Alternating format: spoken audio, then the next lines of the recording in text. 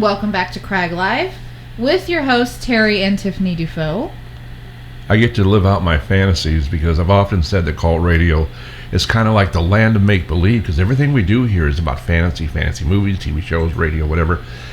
And there was a song that I've always said was the national cult radio anthem, even though it's not official, and that's The Land of Make-Believe. Of course, they did a lot of other hits too, but this is my favorite one. We're going to talk to somebody that was part of the group that sang that song. Yeah. From jolly old England. Jolly old England. And we're going to be talking to her not only about stuff that Bucks Fizz did, but also about their brand new album, Christmas with the Fizz. Hard to believe in all these years. I mean, it started out in the 80s and that, and actually started out in the 70s with the Eurovision Contest, and they've never done a Christmas album.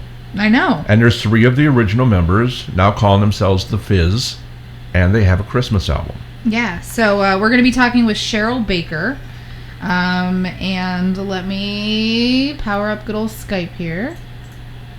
All right, let's see. Hope you have enough Brit coins in there. I think I do. Not Bitcoins, Brit coins. Of course, there's like a 20-digit phone number. They have a long phone number. Hello. Hi, is this Cheryl? Yes, it is. All right, well, let me do the official introduction. Ladies and gentlemen, we are very excited to welcome our featured guest for this evening. You will remember her from the group Bucks Fizz. She is a singer and a TV presenter, and now there is a brand new album, Christmas with the Fizz. We're very excited to welcome Cheryl Baker to the show. You're on the air with Terry and Tiffany. Welcome. Thank you very much. Now, it's Cheryl, tomorrow already here, so it's 8 a.m. in the morning here. Isn't that crazy the way it works? That would totally confuse me. I'm so happy that you're on. Due to the recent nuptials of the royal wedding, you're in Britain, we're in America. I kind of feel like we're related now. You're kind of like my cousin now. So, wow, I cannot believe in all these years with Bucks Fizz that you never did a Christmas album, and now it's happened. I don't know. I always wanted to. I mean, Christmas is really, really important to me. My parents were married on Christmas Day, so Christmas was always a really big celebration. Even as a child, and now, now as a parent of my own children, I'm off to the Caribbean to work on Monday, and so today and tomorrow I've got to finalise everything and make this house look like Santa's grotto before I go away, because I don't get back to the 23rd. Well, I understand that. I just think it's for me, it's my favourite time of year, and I'm amazed that we didn't make a Christmas album before now. Well, I guess like Christmas means a lot to you because you were even engaged to. I mean, he proposed marriage to your husband on Christmas Eve or Christmas Day, wasn't it? Yeah, on Christmas Day he asked me to marry me on Christmas Day. Yeah, that we opened all lots of silly little presents, and then he said, "Oh, there's another present on the tree," and I saw this little box. I thought, yes, that's it. that was in 1990. Wow. Well, that's a gift that you can't give back. You can't return that gift. So that was a cool I had thing. no intention of giving it back. No. Now I wanted to find out. Now there's 3 original members of Bucks Fizz.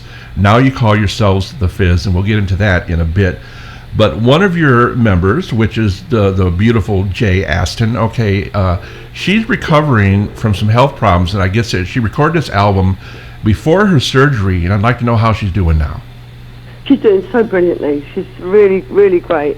Yeah, she went to the dentist, can you believe, and they spotted that there were white patches on her tongue, so she went and had them checked out, and to cut a long story short, it was cancer. So she's had part of her tongue removed. She's had to, and the miracle of medical science is that they've taken a piece of her leg, her thigh, and replaced the cancerous tongue with this piece of her thigh. It's absolutely amazing what they can do. But so she has. It's taken time for her to learn how to speak again. She can sing. Thankfully, she can sing, but her pronunciation, she's still getting there with her pronunciation, and also walking. And all of our songs have dance routines, So there are certain songs that she just couldn't possibly attempt at the moment because of this piece of her leg that they've removed. It's muscle, and so she's having to grow her muscle back in her leg. She walks with a bit of a limp, but actually you wouldn't even notice. You wouldn't look and think, oh, what's wrong with that girl? She's made the most fantastic recovery. It's brilliant. That's amazing. Now I wanted to ask you. I mean, you guys had taken a break for a little while. And then you guys kind of got back together with your return album last autumn. What was it like getting the three of you back together after all that time? Was it like no time had passed? Or yeah, it was. It was like no time had passed, except this time it was better. Because for two reasons, really. I mean, one, we were recording with Mike Stock from Stock Aitken and Waterman, who is an absolute genius. And two, time had passed. We'd grown older. All the silly ugliness that had been in the past had gone, and we feel, especially now because Jay's been so poorly, we feel more together now than we ever did before. Certainly than we did in our heyday, in the days when Bucks Fizz had all the singles out and everything. Yeah, we feel better now than we did then. I really wasn't aware of a lot of the back history and the drama that went on with your group. And I don't know how much you want to talk about it, but just as a point for me, when I was trying to find you guys, I found on Facebook there was this group called The Fizz. I'm like, The Fizz? Is that Bucks Fizz? And as an American that doesn't get a hold of the tabloids and everything, I really wasn't aware of things that went on. Can you kind of tell the story about why Bucks Fizz is now called? Too long. Oh, okay. Honestly, there should be a book. There should be a book. There should be a series on the TV. I tell you, the drama that's happened in the Bucks Fizz story. Yeah. Really, really, from day one, there's drama. There were affairs. There were fights. There was a terrible coach crash when people almost died.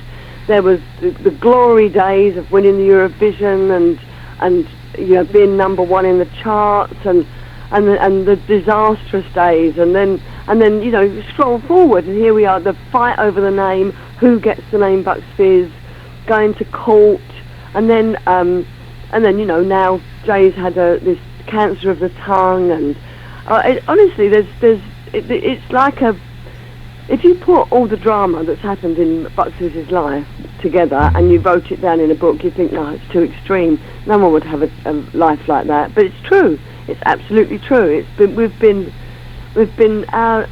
Our career has been painted with real highs and desperate lows.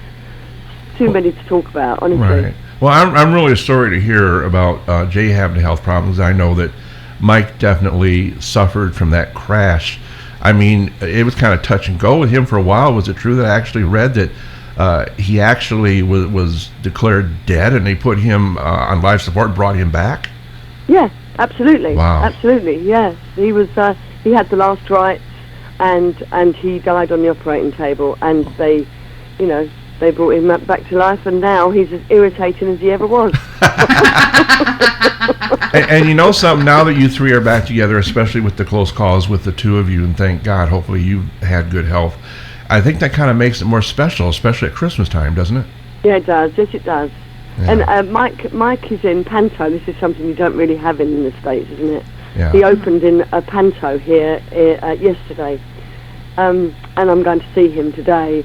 And it has made us stronger, and it's brought us together, and we're fully supportive of each other.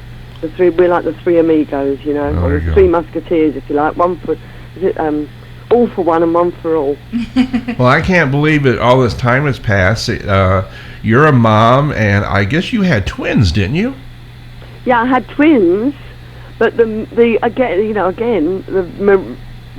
remarkable thing is, 9 years later, Jay had her daughter on exactly the same day as my twins were born. Wow. Really? So she has a 15-year-old, and I have twin 24-year-olds. I don't want to believe you're a grandma. You're I really not old enough. I'm not grandma.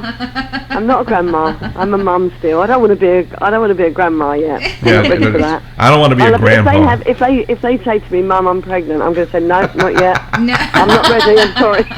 So is it right, according to my notes, that in this Christmas album that one of your daughters wrote one of the songs that you sang? Yeah, she's a prolific songwriter. She's recently signed her publishing deal. So she had a song on the last album as well, the F to Z of Pop. So she wrote a song called So Christmas. Mm-hmm. You got the album there? Yes, we do. Yes. Yeah, so the song So Christmas was written by Kyla, yeah.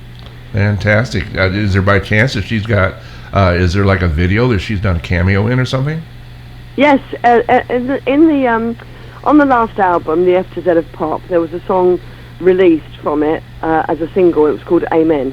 And she came along when we did the video, and I told the director, and he said, "Oh, let's get her in doing that little bit in the middle." And she said, "Mum, I don't mind being in it. I don't want to be seen." I went, "No, just for your hands. It was just for your hands." But of course, it wasn't. I was thrilled. It's a beautiful little face as well.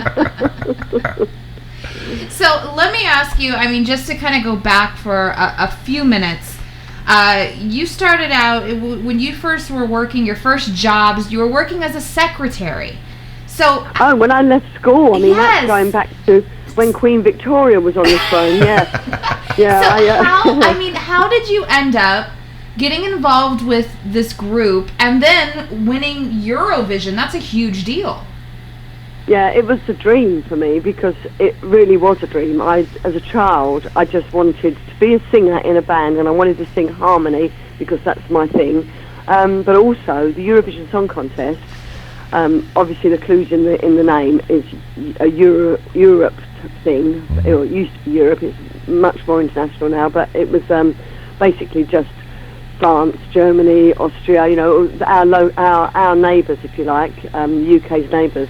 They have this competition, the Eurovision, and I just thought it's the best thing in the world, you know. And if you win that, it's like winning an Olympic gold medal. So for me, yeah, I studied to do secretarial work at school, thinking that although I want to be a singer and I want to win the Eurovision, that's never going to happen. So it was just a string of events that led me to being in Bucks Fizz and winning Eurovision.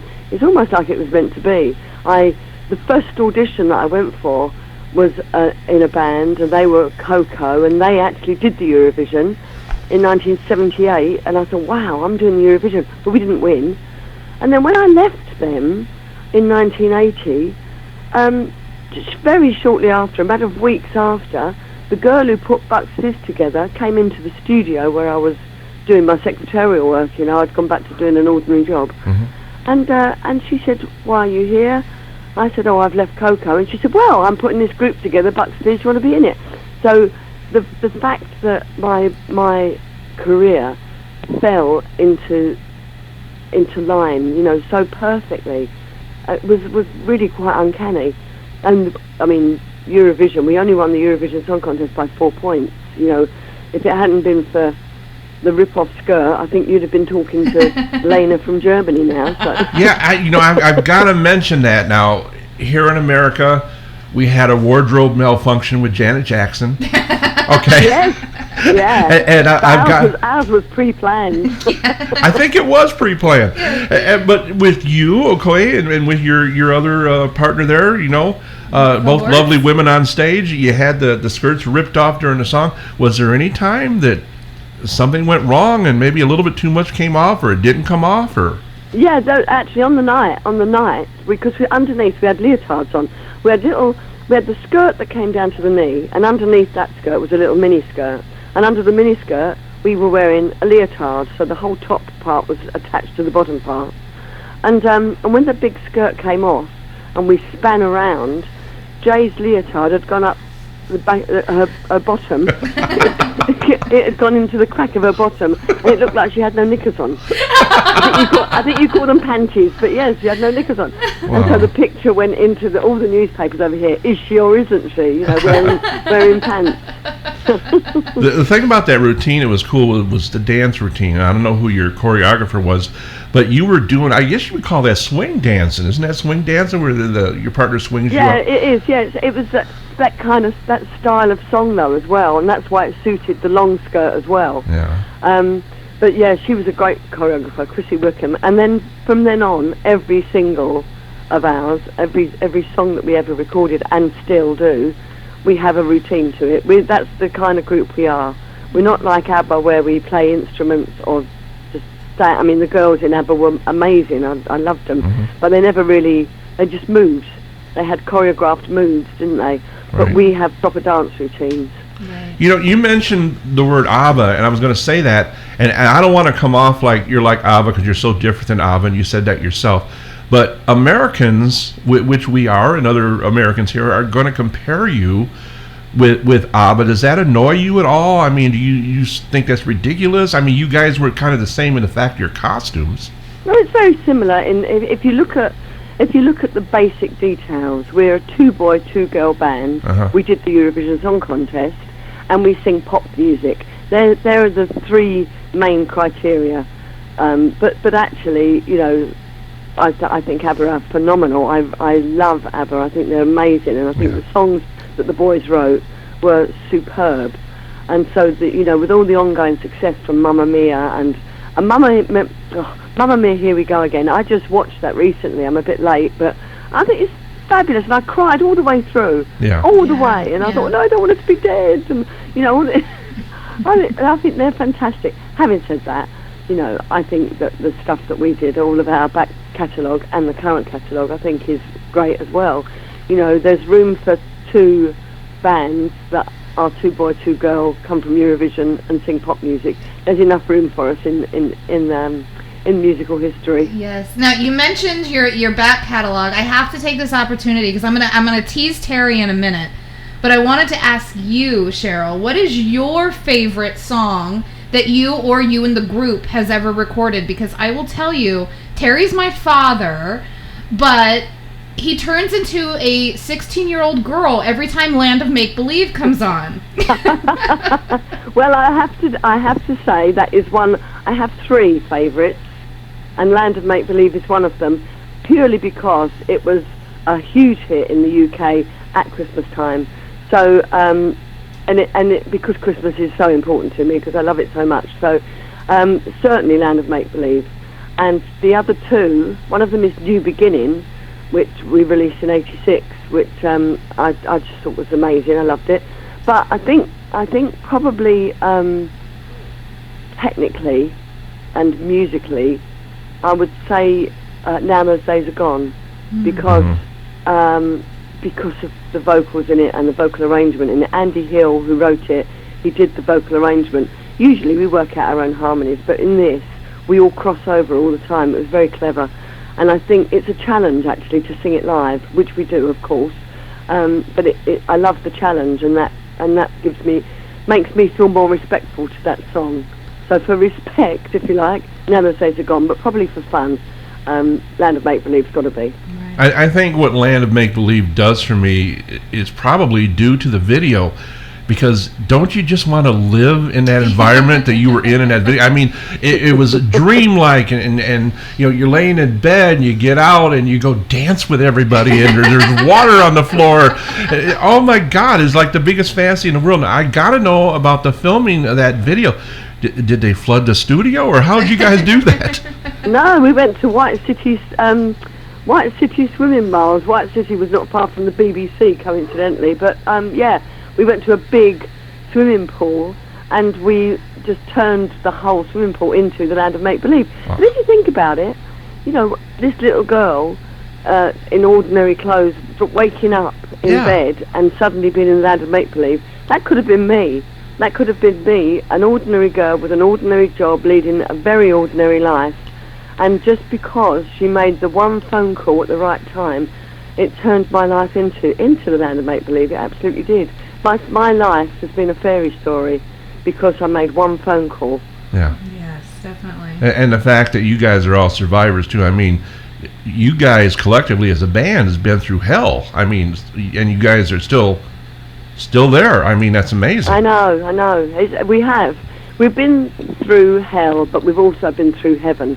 Yeah. We've had the most amazing highs in our life and the most destructive lows that could have been the end, not just of the band, but of, as you say, of our actual lives. So we've had some extremes, and we're still hanging on in there, which is brilliant. Well, I was happy to see on the Christmas album that you talked about how Land of Make Believe was released at Christmas time, and there's a Christmas version of Land of Make Believe on this album. Is that right? It's right, and do you know why? This was Mike Stock, our producer. He said Land of Make Believe should be on every Christmas compilation album every year, and it should be on the radio every year, and it never is. And do you know why? It's because you don't mention Christmas in it at all. There's not a jingle bell in it or anything like that. Mm-hmm. And the video, as much as the video is very magical, it didn't look Christmassy. If we'd have a Christmas tree in it, everyone would have recognised, it's a Christmas single.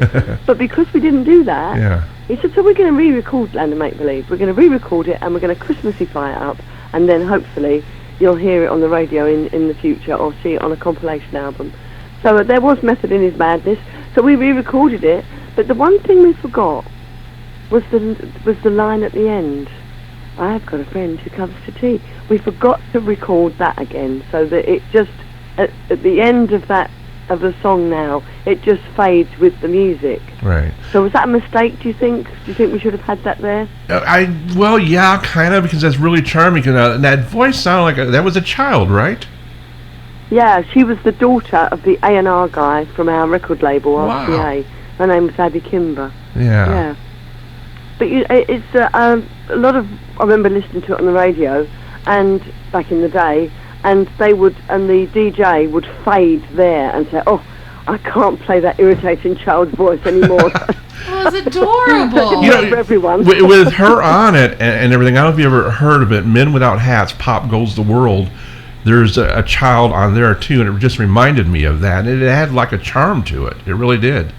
Yeah, I think things can be just sometimes a bit too charming when you hear them over and over again. Yeah. Get her off.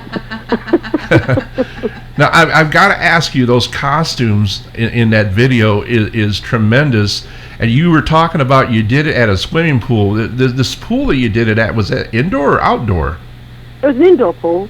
I hope so. Because a big indoor pool just up the road from the BBC in London. It was, and normally it just looked like a big swimming pool, but actually they turned it into this magical place, which was lovely. Yeah. It was so incredible the way you could move, because the costume you had was totally split down the side, and I was hoping you were indoors because. Okay. Now I have to ask Cheryl, from woman to woman, since we were talking about Jay's knickers earlier, how do you wear underwear with that dress?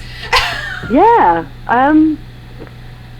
Well, I even had tights on, because in those days you didn't have fake tan, right. So I needed brown, and I was pale, so I had a pair of tights to give my legs a nice sort of shape and colour, and I had to pull them up so that they matched one of the straps going across my sides. Yeah, they were strapped on the side, so you could literally see right the way through. I probably had a G-string on, I can't remember, but I would have had something on. We bought those though off the peg, which means hanging up in a shop. It was a little tiny boutique shop in Kensington High Street, and Jay found them. Jay asked for touch. Jay is the fashion aficionado and always has been at Bucks Fizz. She does our costumes. She organises our photo shoots. She did the cover of the F to Z of Pop. She designed that. She bought all of our clothes, and she did back in the day. If she didn't make the clothes, then she would find them and buy them.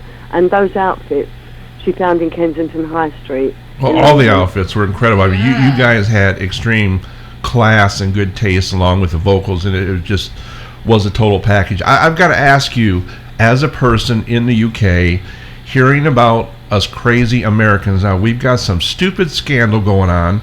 about the song "Baby It's Cold Outside." I know. And I've got to find out, okay, as a Brit, okay, what do you think about that? I mean, do you guys have that opinion over there? No, but I've listened to it for that very reason. Every time it's on the radio, I listen to the lyrics and I think, well, if you dissect it like that, yeah, you could say that about almost anything. And there's a song that's played, oh golly, what's it called now? They've changed the lyric. Oh, I know. The Fairy Tale of New York, the Pogues and Kirsty MacColl. Was that a big hit over there?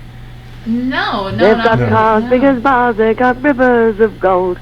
That one, no? I know the song. I don't think it was a huge hit over here, but yes. Well, it was massive here, and it's always played. There's a line in it that says, I don't know, okay, I'm going to say it now, and I hope I don't offend anyone, because it isn't meant as it sounds, because it's an Irish song, and in Ireland, there's a word that they use for people who are lazy, right? There's no other meaning for it, just that they're lazy. And the word, okay, I'm going to spell it in case I do offend anyone, it's F-A-G-G-O-T, right? It means a lazy person. Right. And they sing this, and they've changed it. The poor girl, Kirsty MacColl, she died in a horrible accident, so they've got another singer just to sing that line, and they've changed it to, because it goes, you scumbag, you maggot, you cheap, lazy, and she's put, changed the word to something else. And I thought, no, you're making this song sound seedy. Yes. Because you're giving meaning to the word you've cut out that was never there. That meaning was never there, it was never intended. So, it bothers me, that I think the PC brigade are getting a bit too PC. Right. Do you know what I mean? They're taking things too far. No, we agree, absolutely. I think what you should do is you should get together with the Fizz, and I think you guys should record "Baby It's Cold Outside," but I think guys should switch it, and you and Jay should be singing it to Mike. But you see, I think that would be wrong, because it's doing this. Do you know what I mean? It's gone too far. The PC brigade have gone too far. They're dissecting every song and every line, and the innocence of what it was written as has disappeared. It's turned it into a sordidness, and that's not right. And people aren't taking into account the culture or the time. It was different when it was written back in the 40s. It means different things. You have to take that. It's all aesthetic as to what's going on around you at the time. Absolutely right. And it's also it's taking it. It's making it something much more than, as you say, than it was intended at the time. It was never taken as that. It was never. Right. You never listened to "Baby It's Cold Outside." When it was written. What in the 1950s? I don't know when it was written, but I'm sure they didn't write that with the intention of it sounded like some guy was about to attack a woman. I mean, honestly, it's flirtatious. That's all it is. It's flirtatious, but they've made it so much deeper and darker than that, and I think that's such a shame on such a cute song. Agreed. Absolutely. No, I'm totally fed up with it. I want to go back to the 80s because that's when things were fun. I mean, I'm glad to hear you guys still do the skirt rip, because people could say, yeah, Mike's getting rude with with Cheryl there. No, that's not what it is. Yeah. Really? I mean, honestly, today would we have been able to have done that? I don't know. But yeah, we still do the skirt rip because I think that's what people expect. We go on stage now. We do lots of 80s festivals in the UK and 80s weekends, and they're so much fun. Everybody dresses up in 80s costumes. The whole audience. It's amazing. It looks so wonderful. And we do our song, our show, and particular songs go down particularly well, i.e. Land of Make Believe, of course. We stop the band halfway through, and we just let the audience carry on singing the song. But in Making Your Mind Up, because we've taken those people, that group of people, we've taken them back in time. So on stage, even though we're women of a certain age now, on stage we are back in the 1980s, and so it's right that the skirts come off, absolutely, and the cheer that goes up.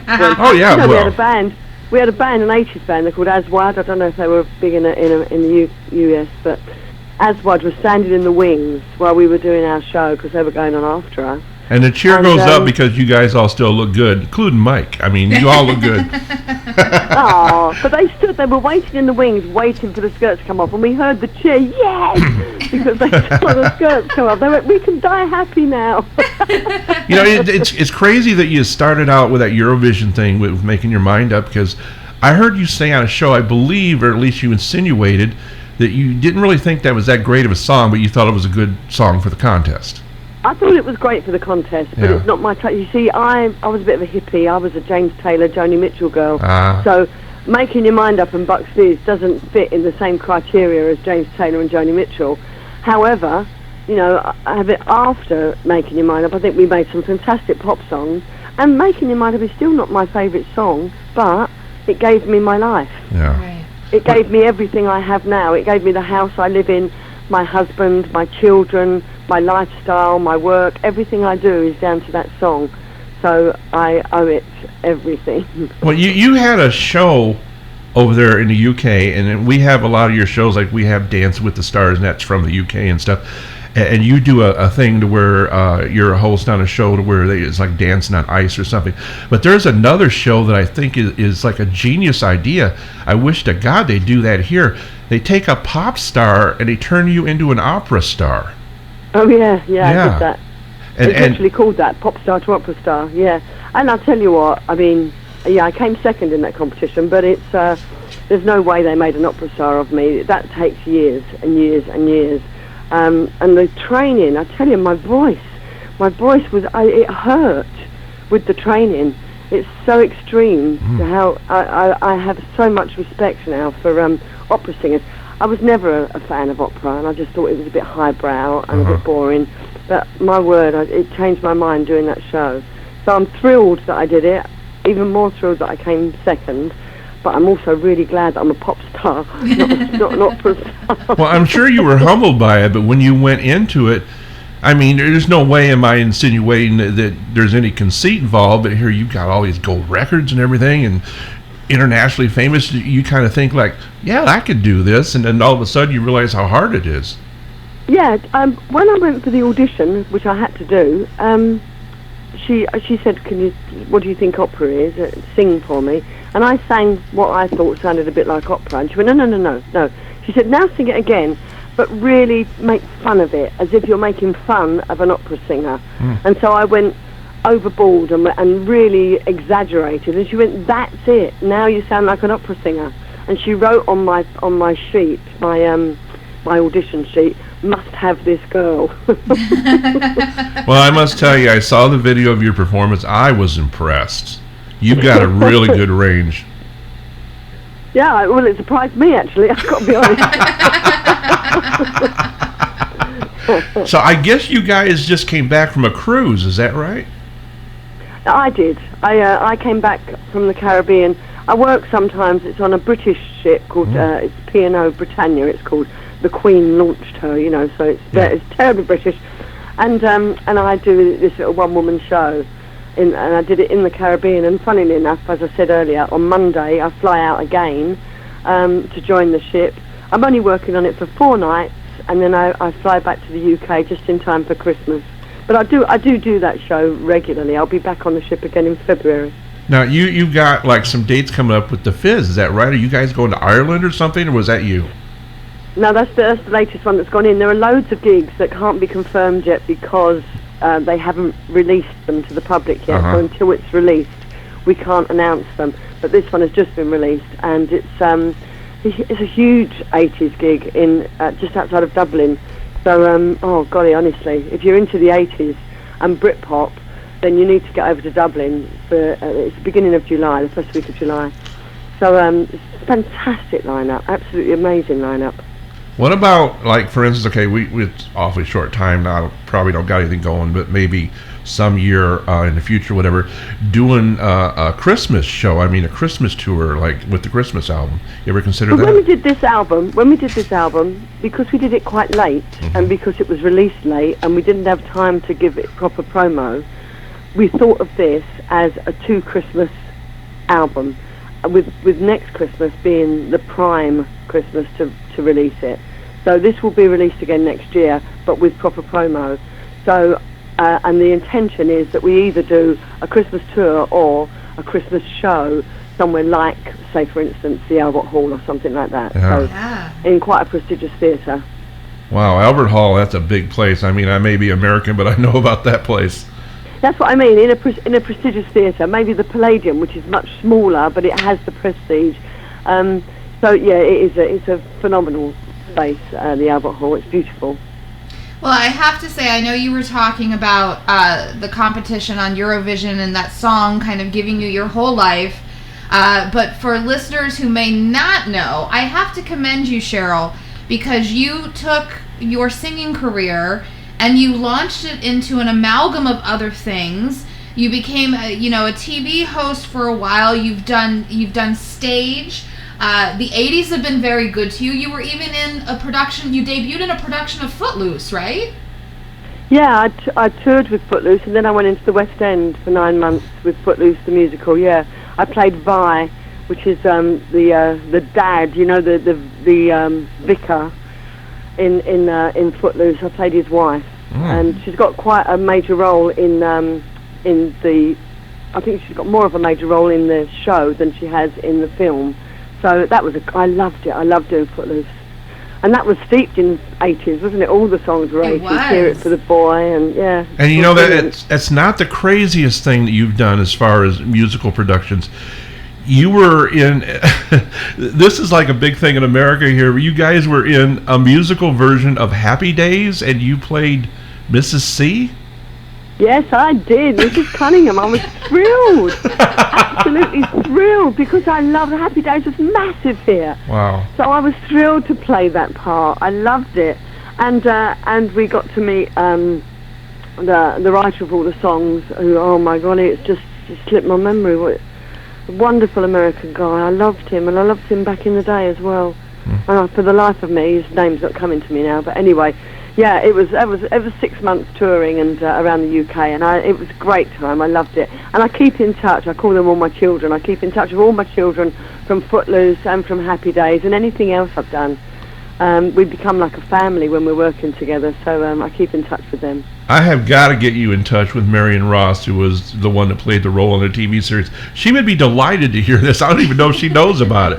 That's incredible. I think probably she does, because the woman who put the whole concept together for a UK tour, she's American, and I believe that she would have been in touch with Marion. Yeah. I loved Marion Ross. I loved her. Oh, I thought, honestly, Mrs. Cunningham, she was such a dream. Oh, and do you know what? In Happy Days, there's a song in there. So it's me and Pinky Tuscadero singing about our lives, and Pinky wants to be me, and I want to be Pinky.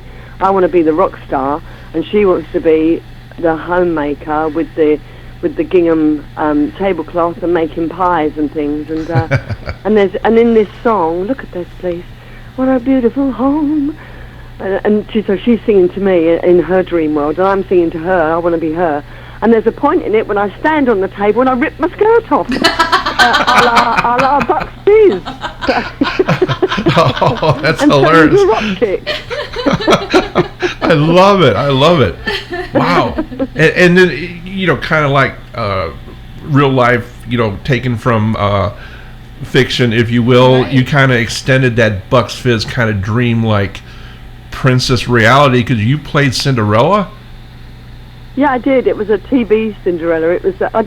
I've done a lot of pantos here at Cinderella, which is a bit of a boring part because you have to be goody two shoes as Cinderella, and I prefer to play the boy parts where you can be a bit naughty. So for anyone who doesn't know who's listening to this, in panto world, usually the girls play the boys and the boys play the girls. So which is great fun. But yeah, it was like that, I suppose. But that skirt rip, it follows me wherever I go.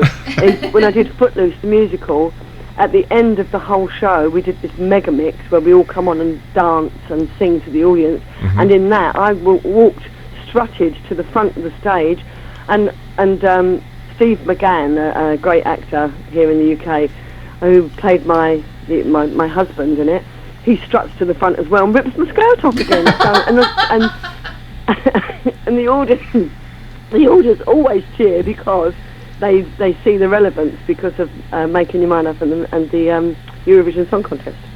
Well, hopefully when fans meet you at shows or conventions or whatever gatherings, they don't come up and try to rip your skirt off, because that wouldn't be very polite. No, they don't do it, but they do say it. You wouldn't believe how many times people say, "Oh, can I rip your skirt?" Honestly, you'd be amazed how many times.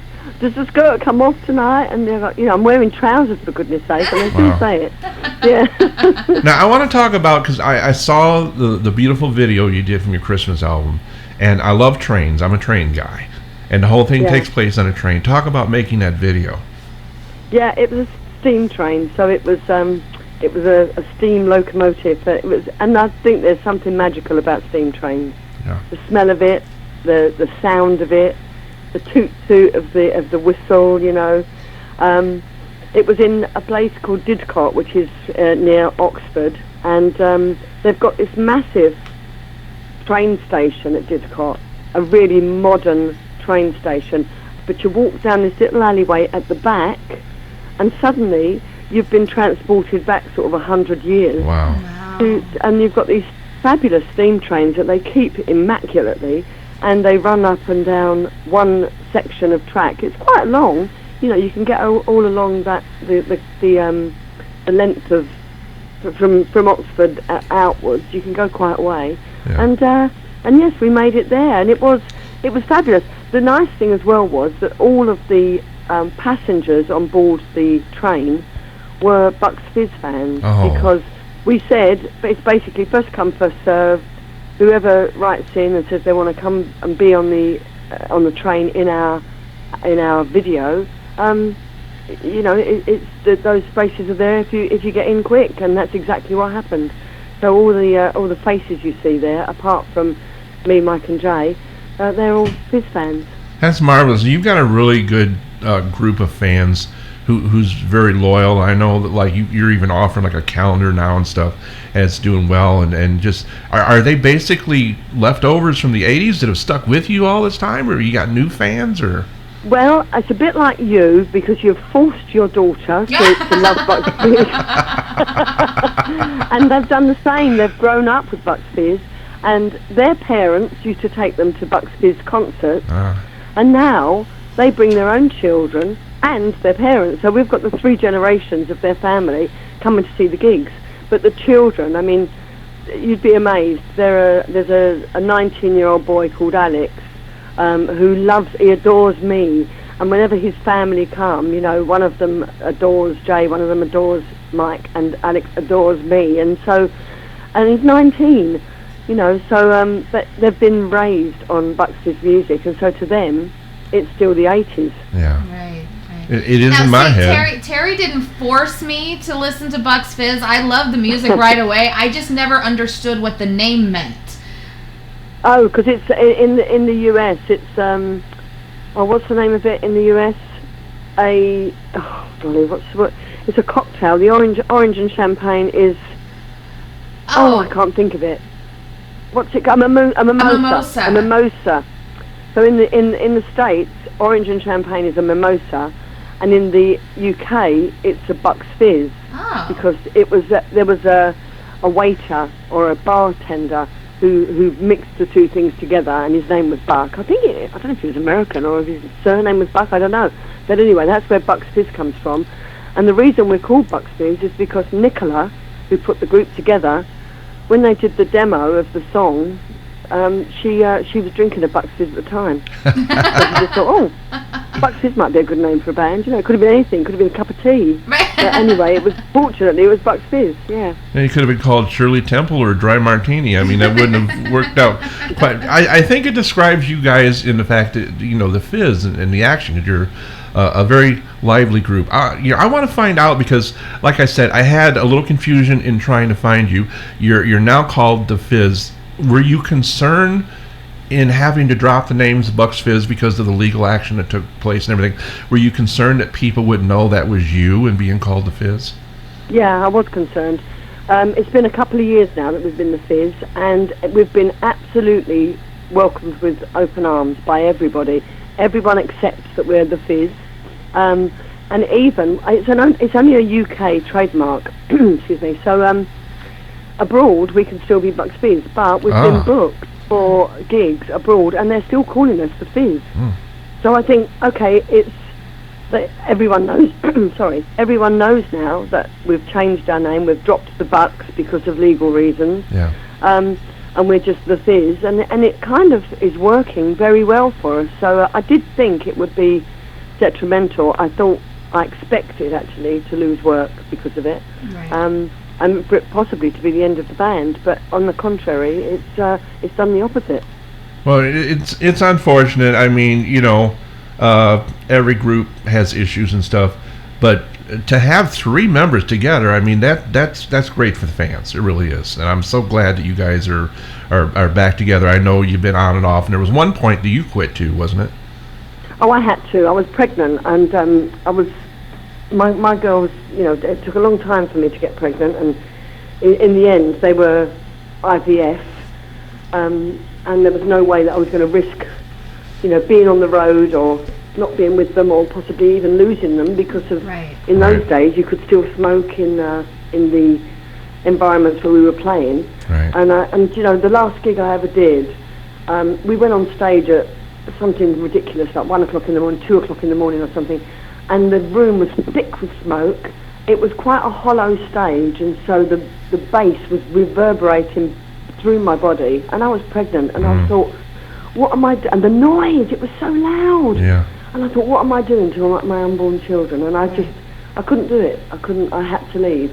And it was 11 years later that I thought, actually, I really miss the guys, and we started back working very kind of sporadically until now, when it's my prime job now is working with Mike and Jay as the Fizz. Yeah, and what's great too is something, I don't know if I can say good, but in a way something positive came out of the bus accident you guys had, in the fact that you kind of spearhead a cause that brings attention to and funding to head trauma. Is that right? You can talk about head first. Yeah, we started a charity. Yeah, exactly that. It's what happens at the sharp end, I think. There are different charities that raise money for different reasons, and this is to do with brain trauma. A lot of it is aftercare. Well, this was to do with what you do on the operating table almost at the point of impact. So, but unfortunately, that charity is no more. It finished a couple of years ago. It achieved its goals. We made some fantastic research, and we did a lot of good things. But I'm not involved with that charity anymore. I'm now more involved with. I do a lot of charity. I think you have to. I think when you're a face, I think it should be an obligation, because your face can make such a difference to a charity. Just because you're who you are. Right. Your music can make a difference. People come to see you. People will put money in a pot to come and see you, and that helps the charity. So I think that, as I say, I think it's an honour and an obligation. So I help mainly children's charities now, but not solely. If I think it's a worthy cause, then I do it. Yeah. Well, that's the whole idea. You do good things while you're here, and you get your reward later. And if I have my reward when I pass on and go up into heaven, it'll look like the land of make-believe, because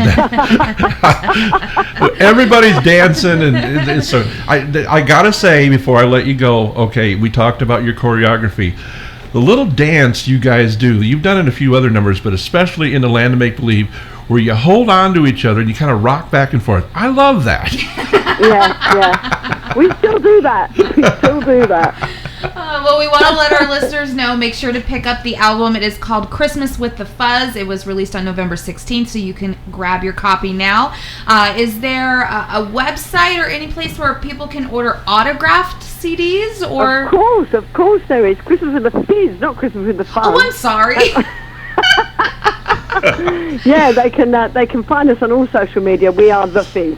So if you just put in The Fizz or The Fizz Official, The Fizz Official is the website, all the W's, thefizzofficial.com. And then, on social media, Facebook, Twitter, Instagram, any of the others, it's all, if you just put in the Fizz Official or just the Fizz, you'll find us. Perfect. And then we're there. You have a website as well over at cherylbaker.net, right? Yeah, we all have our own websites, yeah. Well, perfect. If you can't find, that's the thing, if you can't find the Fizz, look at cherylbaker.net, and then you'll find all the other external links, like to Jay's website, Mike's, and obviously Fizz's, and all the things that we're up to. Can I ask you a devil's advocate question as we close out here? And like I said, I'm so happy you three are together again. Do you think there might be a chance that Bobby might ever come back for something? I think I'll see hell freeze over first. Okay, no, that's an honest answer, and I appreciate that. Well, let me tell you, you can tell Mike from me, he's the luckiest man on earth, not only because he got a second chance at life, but because he gets both ladies on stage to himself. I'll tell him today when I see him. Very good. I can see him. He's playing. His name's Chuckles in this panto. So I shall go and boo and hiss and cheer, which is all they do at pantos, and then I'll give him your words. Absolutely. Well, Cheryl, I want to thank you so much for joining us and getting up super early over there, and well, it's super late over here. The album is Christmas with the Fizz, and thank you so much for joining us. We hope you have a wonderful, wonderful holiday. Well, I hope you both have a wonderful holiday, and to all your listeners, Merry Christmas and a Happy New Year. Perfect. Thank you so much. Have a great rest of your day. Thank you. All right. Bye-bye. Bye.